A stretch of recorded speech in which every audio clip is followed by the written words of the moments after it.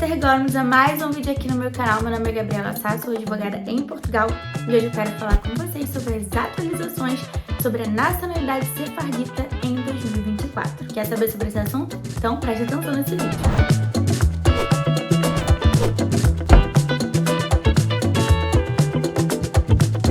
Ano passado, eu fiz aqui um vídeo falando sobre nacionalidade via judeu-sefardita e eu não imaginava de verdade que esse vídeo ia atrair tanta gente sobre esse assunto. Como ficamos naquela iminência de será que vai acabar judeu-sefardita, né? Esse tipo de nacionalidade? Será que esse artigo da lei de nacionalidade vai ser revogado ou não? Final do ano passado eu estava com vários processos de vários clientes e a gente correu contra o tempo para dar entrada em todos até o dia 31 de dezembro do ano passado, com medo de que qualquer coisa pudesse vir a ser mudada em relação a esse processo. As atualizações que temos neste momento é que até agora, e óbvio, isso pode mudar semana que vem ou no próximo mês, até esse momento nada mudou em relação à via sefardita. Então eu vou explicar aqui para vocês novamente como funciona esse procedimento e o que você que é descendente de judeu sefardita precisa fazer para conseguir a sua nacionalidade o quanto antes. O que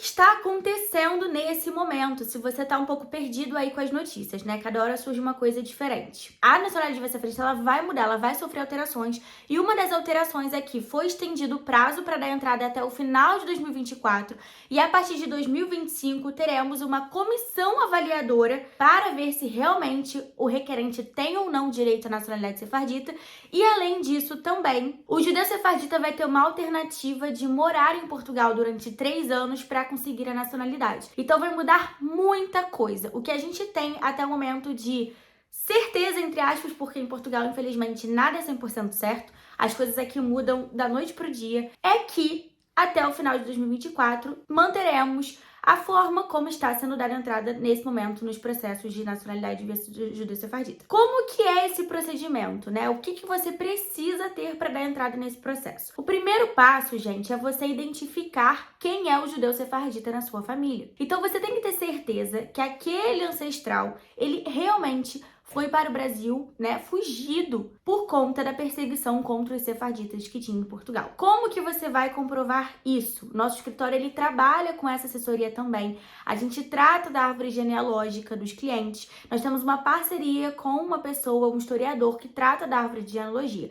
Então, a primeira coisa que você tem que fazer é contratar um historiador ou uma pessoa que vai verificar a genealogia da família para comprovar e chegar até esse judeu sefardita. Quando a gente começa a trabalhar muito com essa parte de judeu sefardita, a gente começa a ver que os judeus sefarditas, os nomes deles começam a ser repetidos. Então eu tenho vários clientes dos mesmos judeus sefarditas, portanto são gerações diferentes, né? E cada um vai ali por uma parte da árvore genealógica. Mas tem vários que são nomes bem comuns. Por exemplo, que é muito comum é o Francisco Bicudo e o Antônio Bicudo. Tem muitos clientes com esse mesmo judeu sefardita em comum, porém seguindo ramificações diferentes, né? Então, primeira coisa que você tem que ver, gente, primeira etapa é realmente identificar quem que é o judeu sefardita nessa sua família. Depois disso, você vai ter que organizar toda a sua documentação para comprovar que é essa relação familiar com o sefardita e você vai solicitar na comunidade israelita de Lisboa o seu certificado. Esse certificado está demorando em torno de 2 anos. Ano passado, como estava tudo uma confusão e a gente não sabia, não queria perder prazo para os clientes,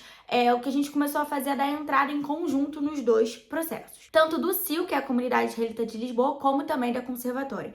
Então, a primeira etapa que você tem que colocar aqui na sua cabeça é que não é porque você achou uma árvore genealógica que diz lá quem é o sefardita que já está comprovado aquele vínculo. Você vai precisar desse vínculo objetivo presumido, que é o vínculo da sua relação familiar com ele comprovado por uma comunidade israelita, no caso de Lisboa. A gente também tem em Portugal a comunidade israelita de Porto, né, do Porto, só que por conta da questão lá dos russos, etc, investigação, essa comunidade de Porto não está mais funcionando. Então, eu não tô dando entrada pela do Porto, eu só dou pela de Lisboa. A de Lisboa eu sinto que a comunicação é mais fluida, funciona melhor, eles respondem e-mails mesmo demorando, então todos os meus clientes estão na comunidade israelita de Lisboa. Uma vez que você reuniu todas essas informações e você enviou para a comunidade israelita de Lisboa, como eu falei, esse processo pode demorar uns 2 anos. Como a gente não sabe em que momento a gente vai ter aí uma mudança, né? Se esse artigo vai ser revogado ou se não vai, que é o artigo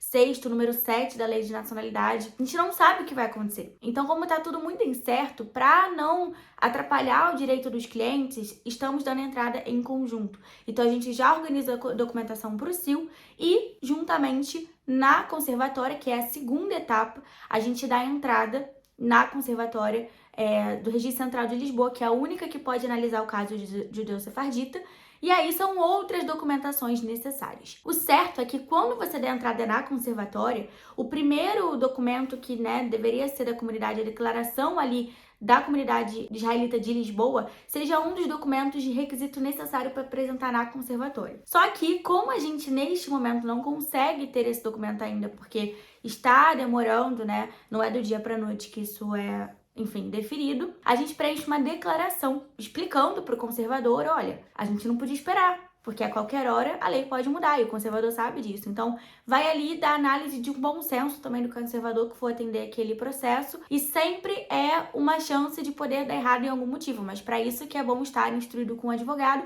até mesmo para você estar mais garantido em relação ao seu direito, e caso venha ali uma questão complicada, para resolver nesse processo, você tenha quem possa recorrer por você e tratar daquilo. Esse assunto de nacionalidade judeu-sefardita não é uma das nacionalidades mais simples, é uma das mais complicadas ao meu ver, por isso que até em tabela de valores e tal muda um pouco, porque dá bastante trabalho, bastante documento, é um processo que demora bastante. Mas eu acho que se você tem a opção de conseguir essa nacionalidade dessa forma, por que não, Eu acho que sim, é uma possibilidade muito boa, e se eu fosse você, faria isso ainda este ano antes que mude a lei, porque quando mudar, não vai ser para facilitar, por mais que a gente pense que seja, o que a gente vem vendo aí já são modificações na lei em relação à sefardita para uma hora não ter mais. Então, quanto mais cedo você puder usufruir desse benefício, melhor. E qual que é a documentação básica? Por que eu digo básica? Porque é difícil passar uma documentação exata sobre o caso, visto que isso pode mudar dependendo do caso concreto de cada cliente. Então, a documentação básica que você vai precisar é dessa árvore genealógica construída,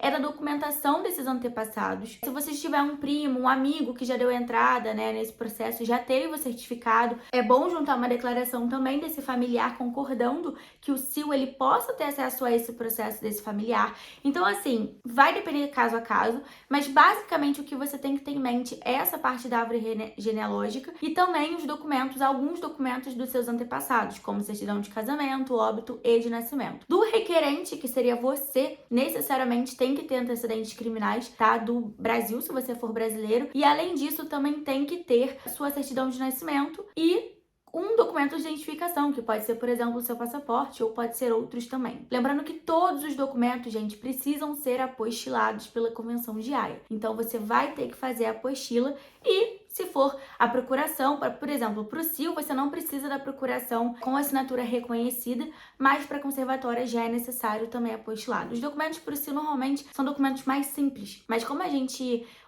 Documentos do CIL às vezes são válidos também para conservatória, solicitados na conservatória. O que a gente prefere fazer é já passar uma lista bem grande para o cliente, e aí o cliente já consegue emitir os documentos que a gente vai utilizar, tanto para um como para o outro. Porque qual que é a diferença também? No CIL a gente dá entrada online. Para o CIL a gente não precisa dos documentos físicos, mas para a conservatória, independentemente do processo ser online ou não, instruído por um advogado, porque sendo por advogado vai ser obrigatoriamente online a entrada no processo, mas como advogado a gente também precisa enviar depois para a conservatória os documentos físicos, Então, de qualquer forma, a gente vai precisar da documentação física. Só que ao invés de você precisar de duas vias, uma física para o CIL e uma física para a conservatória, você somente vai precisar de uma via física para a conservatória, porque do CIL é digitalizado. Em relação a taxas, o valor da CIL pode ali ser mais ou menos entre 250 a 500 euros, dependendo do processo. Você não precisa pagar a taxa quando você dá entrada no CIL. É só quando for para ser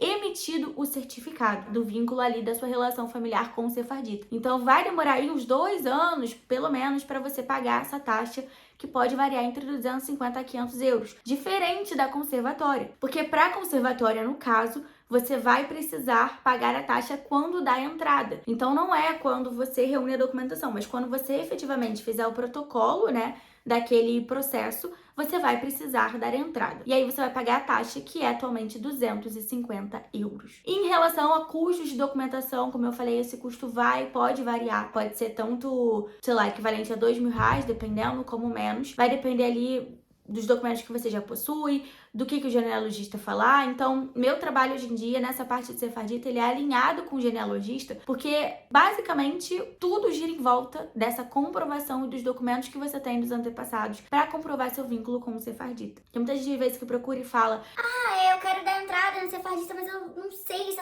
essa pessoa que ela era ou não era Sefardita. Eu falo, então, primeiro a gente tem que ver com o genealogista. A minha parte jurídica do assunto vai ter que ser posterior a isso. O que eu faço é organizar a documentação, ficar em contato com o CIL, ficar em contato com a conservatória, representar o cliente por procuração, sendo a mandatária dele naquele processo, do início até o fim, e auxiliar com toda a parte documental, com tudo que ele precisa apresentar nos processos. Mas se você precisa ainda verificar se o seu sefardita é ou não é, realmente tem uma relação familiar com você, essa é uma parte anterior, que é um requisito obrigatório para você aplicar para esse tipo de nacionalidade. Como eu falei, só temos hoje em dia, né, uma comunidade israelita funcionando em Portugal, que é a de Lisboa, e só temos uma conservatória, que é a Conservatória dos Registros Centrais de Lisboa, que recebe esses processos. Então, assim, a procura no passado começou a ser gigante, porque eu acho que as pessoas meio que, eu tenho direito, mas vamos deixando.